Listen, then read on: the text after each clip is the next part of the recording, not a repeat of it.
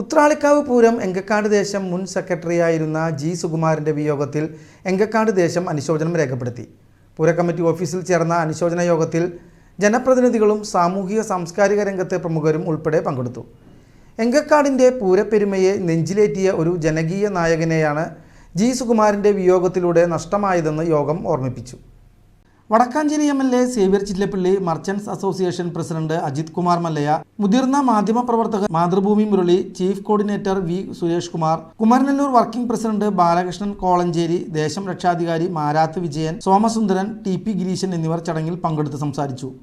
നഗരസഭാ കൗൺസിലർമാരായ വിജയൻ, ഉണ്ണികൃഷ്ണൻ, ഷീലാമോഹൻ, മധു, വിശ്വനാഥൻ ഷേണായി എന്നിവരും Babu Pookkunnath, NR Mohanan, NR Suresh, Pushparajan, Radhakrishnan, professor Neelakandan, Kadambattu Sethumadhavan, പൂരക്കമ്മിറ്റി ഭാരവാഹികൾ, സാംസ്കാരിക പ്രവർത്തകർ, സുകുമാരൻ്റെ മകൻ സന്തോഷ് എന്നിവരും യോഗത്തിൽ സംബന്ധിച്ചു. കുങ്കുമത്ത് പരമേശ്വരൻ നായരും അനിയേട്ടനും അതുപോലെ തന്നെ സുകുമാരേട്ടനൊക്കെ അടങ്ങുന്ന യഥാർത്ഥത്തിൽ ഉത്രാളിക്കാവ് പൂരത്തിൻ്റെ ഇന്നത്തെ ഒരു മുഖഛായയിലേക്ക് എത്തിക്കുന്നതിൽ അവർ വഹിച്ച പങ്ക് ചെറുതല്ല.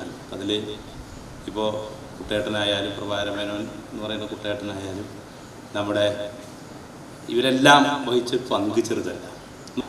വെടിക്കെട്ടിനോടൊപ്പം തന്നെ എല്ലാ പൂരചമയങ്ങളിലും വ്യത്യസ്തതകൾ കൊണ്ടുവരുന്നതിന് വേണ്ടി അഹോരാത്രം പണിപ്പെട്ടിട്ടുള്ള വ്യക്തിത്വങ്ങളിൽ ഒരാളാണ് സുകുമാരേട്ടൻ. സുകുമാരേട്ടൻ ഈ എല്ലാവരുമായിട്ട് ഇപ്പോൾ മേളക്കാർ, ആന സംവിധാനങ്ങളെല്ലാമായിട്ട് നല്ല ബന്ധമാണ്.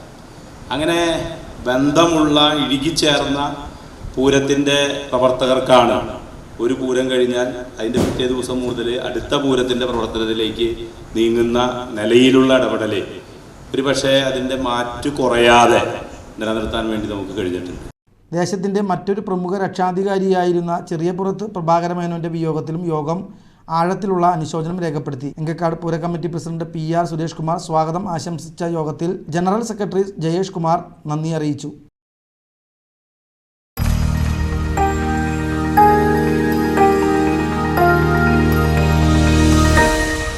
You are watching VCV News.